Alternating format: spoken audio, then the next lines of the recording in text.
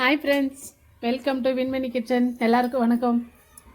வெண்டைக்காய் வதக்கி எடுத்துக்கலாம். பாருங்கள், ஒரு கரண்டி எண்ணெய் ஊற்றிட்டேன். வெண்டைக்காய் கழுவி கட் பண்ணி எடுத்து வச்சுருக்கிறத பாருங்கள். இந்த வெண்டைக்காவை ஒரு 2-3 நிமிஷம் வதக்கலாம். அதே சமயம் கடாய் அடிகனமான கடாய் இருக்கணும். இதில் இந்த மாதிரி நல்லா வதக்கி எடுத்துக்கிட்டு பச்சை மணம் போகாத அளவுக்கு வதக்கணும். அதாவது ஒரு 60-70% வதக்கினா போதும். நம்ம சூப்பராக இருக்கும் இந்த கிரேவி எடுத்துக்கலாம். இப்போது இந்தளவுக்கு வதங்கினதுனா போதும். பாருங்கள், அந்த வழுவழுப்பு தன்மையில் க்ளீனாக இருக்குது. மறுபடியும் ஒரு கரண்டி எண்ணெய் சேர்த்துக்க போகிறோம். 1 டீஸ்பூன் அளவு சீரகம் சேர்த்துக்கிறேன். சீரகம் பொரிஞ்சதும் மீடியம் சைஸ், கேஸ் ஸ்லோ பண்ணிக்கணும். மீடியம் சைஸு 2 வெங்காயம் பொடுசாக கட் பண்ணி வச்சுருக்கேன். அந்த வெங்காயம் சேர்த்துக்கலாம். இப்போது இந்த வெங்காயம் நல்லா ஒரு 2-3 நிமிஷம் வதக்கி விடுவோம். நல்லா பாருங்கள், நல்லா வதங்கிட்டு. இப்போ ஒரு 1/2 டீஸ்பூன் இஞ்சி பூண்டு பேஸ்ட் போட்டுக்கலாம்.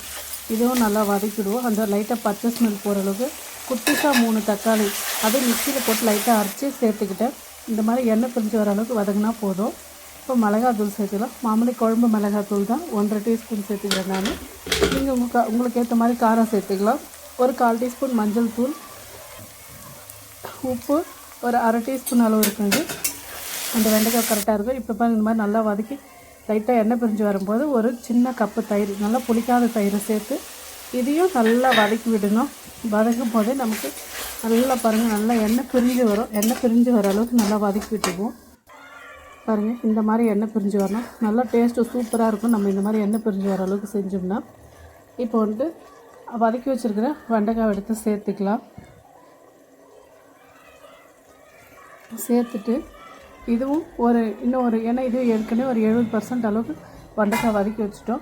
இப்போ இதுவும் ஒரு 2-3 நிமிஷம் வதக்கிட்டு, அதாவது அந்த எண்ணெய் பிரிஞ்சு வரும் அந்த அளவுக்கு வதக்கினா போதும். வதக்கிட்டு இப்போது ஒரு பாருங்கள், எண்ணெய் பிரிஞ்ச அளவுக்கு வதக்கிட்டு ஒரு காஃபி டம்ளர் அளவு தான் நான் தண்ணி சேர்த்துருக்கேன். ஏன்னா இது சப்பாத்தி சாதத்துக்கெல்லாம் சாப்பிட்றதுக்கு சூப்பராக இருக்கும்.